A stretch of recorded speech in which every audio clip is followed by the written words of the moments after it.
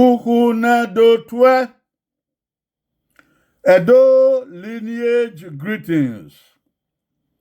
Don't that by kebe. Don't that unie niyakin. Ẹgbẹ́ ògìso ẹ̀ọ́tùwé dé láìso láìso ẹgbẹ́ ọba ẹwẹ̀ kan ẹ̀ọ́tùwé láwùmọ̀gùn ẹgbẹ́ ògbẹ́dẹ̀wùyó iyàsẹ́ ọ̀hẹ̀rẹ̀ ẹ̀ọ́tùwé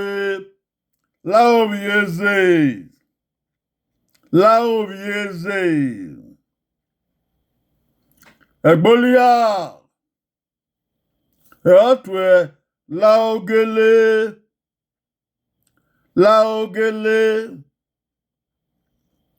ẹgbẹ́ ìdọ̀hẹ́n ẹ̀ọ́tùwé láọ̀tọ̀sẹ̀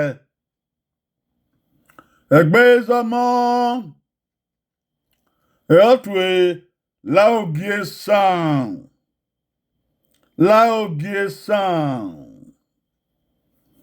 ẹgbẹ́ ẹ̀rọ ẹ̀ọ́tùwé láùmọ̀sùn yare.